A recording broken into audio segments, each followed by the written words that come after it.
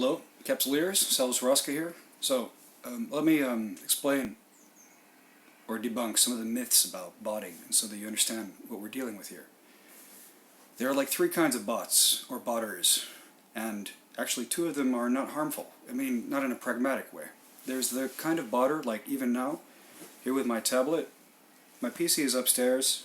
I could be running EVE Online right now, and by remote from this, I can access what's happening.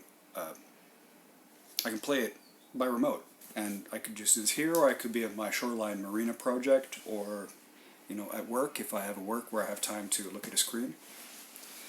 And as long as I'm sort of quasi-present, even though there's a bot program running, it doesn't really matter. I mean, that kind of attrition and generation of ISK and materials by botting is not problematic for the game.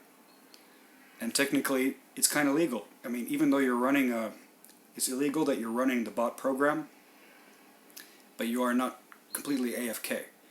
And also, bots can be programmed so that they send you signals and indicators of, for example, when somebody sends you a message, or if somebody pops up in local. There's various solutions for that. But this kind of group of botting can really be wiped out, and as long as the person is quasi-present, even though they're not at their computer or by remote, it's okay. We have to tolerate that in some degree because it's always going to happen. But then comes another thing here, is there are limitations to how long a person can be active, even in this capacity, in conjunction with the EVE client, as actively sending commands or being present.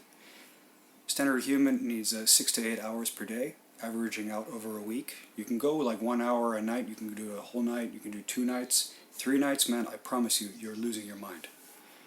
On the 4th night, you'll sleep 12 hours straight. And even though these are not absolutes, they can be considered as they increase the likelihood that the player in question with that kind of activity level could be a bot.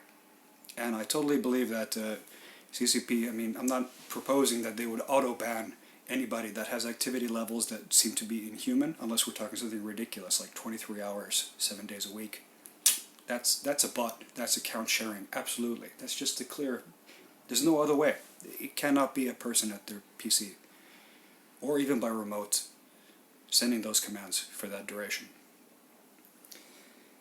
And then as to Whitehound here, he claimed that he's a software engineer, and I asked him 2 specific questions which relate to his own claims. I asked him to explain his own claims. He didn't. He avoided them, ignored them, as was convenient to him. Now, I don't think he really has thought about or knows about botting as much as he claims to. Quite honestly, I think I know more. I've looked into it, and I've been dealing with bots since way back in, 15, almost 20 years ago in Ultima Online. Then these mini-games that I propose, they can be designed so that they do not interfere with actual players, present players in-game behavior. One of the restrictions should be that it should be solvable in about 5 to 10 seconds, and that it pops up only in moments where the player would not otherwise be at risk. Because it's important that players don't get fucked over by these mini-games.